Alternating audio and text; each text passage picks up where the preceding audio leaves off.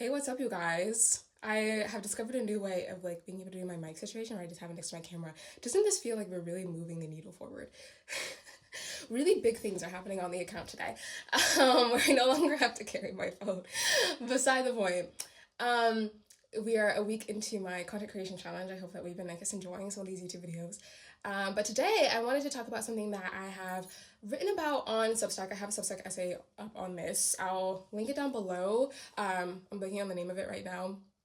But I have been really interested in this thing I've been reflecting on in my personal life, which is juxtaposing my experience with the romantic experience that I had with a man and the romantic experiences that I've had with women, and realizing how differently that I have processed the emotions surrounding these two experiences.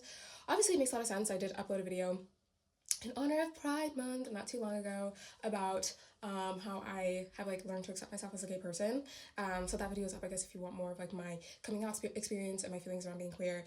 And so obviously that would play a really big role in how I would process these two experiences differently. But actually, what I found to be really interesting was that before I met this man, before I met this man, this was early last year because we met in class, but then we didn't really start interacting, I guess, until the very end of the semester.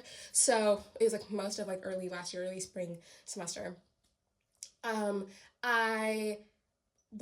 Growing up religious, even though I was at a point in my life where I was pretty removed from the religious spaces that I grew up in, I still had a lot of attachment to purity culture, innocence, this idea that, I derive some of my virtue from my innocence, from my lack of experience in the romantic realm of life. And I was really attached to these images that I had in my mind of what I thought my first romantic experiences would be like, that were still kind of heavily informed from growing up in religious spaces and definitely growing up with you wait until marriage, you save sex for marriage, all of that. And so I likened it in this essay to in my mind, I sort of thought of all of my firsts, my, first time having my first kiss, my first date, the first time that I ever met my parents, my first relationship. I saw them all as these flowers that I had, and that I was going to be able to give these flowers to someone. And I had an image in my mind of what the correct way would be to do that. Or who would be deserving of it and all of that, right? And obviously growing up in purity culture was you want to be able to give all of your flowers to one person, and that's where your virtue and your values and what comes from, is that you preserve all of your romantic experiences, or you preserve all of your especially physical experiences for that one person, and then your value as a woman will go undisturbed, right? Your value as a woman will decrease if you allow yourself to be with multiple different people, especially with men, right? Because we really live in this world where men have this capacity to defile you by engaging with you romantically, physically, that we kind of look at a woman as damaged goods if she has been with several men, which is obviously deeply sexist and harmful, a harmful narrative that we have that comes from purity culture, beside the point. So I had kind of all of these ideas floating in my head, and then I met this man, and maybe one day I'll do a whole story time on him, because it was a really interesting experience. I did kind of touch on this, I think, in my coming out video, where I was at this point where I was I needed confirmation that I was gay, and I really wanted to see whether or not I could make a relationship with a man work, because I felt like being gay would be the worst thing that could ever happen to me. And so I was really trying with this man. We knew each other for a couple of weeks, and we went on one proper date, and then I think we just hung out a couple times after that, went to the beach, went to the movies, and it was not a particularly long time. I think it lasted a month, and we had two classes together a week, so I saw him twice a week. So, over the grand scheme, it was not a long time that I knew him. But the last time that I saw him, I did end up having my first kiss with him. And that was the last time I saw him, and I did it because I felt bad for him. I did it because I felt like I owed him that I had when we had that last conversation. It was a conversation where I was saying nothing romantic is going to happen, which, mind you, was actually the second time I had to have that conversation with him, but beside the point. felt bad. I kind of kept thinking about everything he had done to try to make things work between the two of us. And I felt like it was wrong of me to have not have given him the romantic outcome that he wanted. I remember I was like talking on the phone once and me saying something like, "You're treating me like your girlfriend," or something like that, which I kind of found to be upsetting because that wasn't what I wanted. And mind you, it's still so early on into knowing each other, but like I said something along those lines, and I was like, we can't continue like this. Like I don't want to be someone you're treating like your girlfriend, but we're kind of like, wait, that's not who I am to you, and that's not what I want out of this. And like, I didn't know what to do with that. And so and like literally on that phone call, he was like, "Well, why don't you be my girlfriend?" And he was like going away. He's going to go visit his family. And like by the end of the semester, which at that point probably would have been like 2 weeks out. And he was like, "Yo, you can come with me and like come back with me to his home state and like meet his family." And it was like so much so fast. And I think kind of looking at the way that he liked me, I felt like I owed him, that I owed him liking him back, that I owed him my romantic attention, that I owed him my presence. Even though I felt uncomfortable and I felt like I didn't want to give it to him, and that became very clear to me pretty early on, I just felt so much guilt and shame. And it's because of these ways that we tell women that you owe it to men. You're the reason why men feel however they feel about you, and you need to answer to it. So I kissed him because I felt bad for him. And I felt like if I was going to end things with him, I can kind of give him this last little gift that might make him feel better. And so we had the kiss, and I didn't like the kiss. Which is sort of beside the point. But we had the kiss.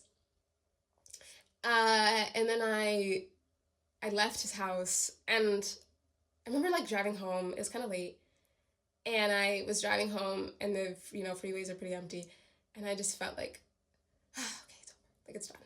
And I gave it to him, but it's done. And I gave it to him, in my mind I had this flower that represented my first kiss, and I gave that to him. And I remember like going home and feeling so much shame over the fact that I did that.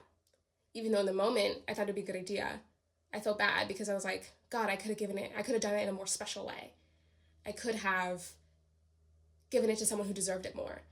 And I feel bad, like, there's a part of me that's like, well, I don't want to be attached to this idea that I needed to give it to someone in like the right way, quote unquote, and feel shame over it. And like really attach to this idea that like my first has to happen in this like very special way. But at the same time, there's also a part where I give a little bit of credence to the way that I was feeling then, just because I'm like, well, I know that my intentions weren't in the right place. And I know that I was acting out of shame and guilt and not desire. Which is why I think that the experience ultimately ended was so unsatisfying. But, excuse me, I spent the next few months, honestly a lot of time, an embarrassing amount of time, feeling bad for the way that I handled it, feeling bad for the way that I engaged with him, feeling bad that I handled the situation the way that I did. And I felt a lot of shame over the fact that I gave him this very special thing, that I gave him this first kiss. And then flash forward, so I'm kind of spending all this time feeling really shameful over my body, shameful, kind of feeling this, which, mind you, all that happened was that I kissed this man. Like, nothing more, physically speaking, occurred between the two of us, other than this kiss. And that was the only time that I kissed him. I actually ended up seeing him one other time, or technically two other times. One time, he, like, left his tablet in my car, and I saw him again because of that, like, for him to take his tablet. Anyway. But I saw him again, but, like, that was the only time I ever kissed. And then, so I kind of have all these feelings of, like, shame, not really thinking about that. Not being able to really see it in context. Earlier this year is when I started, like, actively dating women, putting my money where my mouth is, saying that I'm gay, and started doing some gay activities. For some reason, I don't know why, my romantic experiences with women I feel more private about. I think I can talk about boys, and, like, it's just, like, whatever. Like, and maybe it's just because more time has passed. But, like, so maybe by this time next year, I'll be, like, happily talking about, going into more detail with some of the experiences I've had with girls. But, I started to, like, just romantically engage with some girly babs. And, I had my firsts. You know, I still had all my first flowers. And I happily gave over all of the ones that I could give over to the women that I was engaging with. Kissing and, you know, going out and going on dates and whatever. And I was flabbergasted. I was up against the wall in shock at the remarkable lack of shame that I felt. I went out with a woman and had a whole rendezvous with her where, you know, that kind of paled in comparison to what I had with that boy, just kissing him that evening, right? I was, once again, driving empty freeway. It was actually this time, with the boy, it was probably like 10 o'clock or something, which is why it was dark and the freeways were empty. But in this situation with a girl, it was like really early morning. I think it was like 6 in the morning I was driving home. And the sun is like coming up and the freeways are empty because it's so early. And so, but in both of these cases, I'm like driving home, empty freeway, and the feeling I have is completely different. Of a complete lack of shame with the girl. And I was just like excited. And I was like really happy with what happened. And I felt really like proud of myself really enough for like offering myself a really beautiful experience. And I wasn't attached to whatever lack of purity that I thought I would feel when I'm trying to use my words carefully. I was assumed, you know, if I gave someone more of my firsts, then I was going to feel a lot of shame after. But I didn't feel any of that. I was happy that I did. I was happy that I like opened myself up. And I had a lot of different experiences that I never felt shame over these experiences. And I was sitting there like, oh my God, this is so weird. Like, they're so different. And I think a lot of it plays a role in the fact that, like I said earlier, we give men this capacity to be able to defile a woman just by engaging with her romantically. So when I was not engaging with a man, there was less of this like social, scripts and narratives and like hierarchy to think about, to reflect on, right? Like I was like, how are you gonna slut shame me? How are you going to side-eye me? How are you going to belittle me in whatever way I decide to engage with a person romantically when it's another woman, girl? Like, I remember one time getting slut shamed by one of my friends, like, after I'd been dating for a little bit, and I was so surprised, because I was like, I literally did not know that this was something that happened to lesbians. It does, unfortunately, but whatever.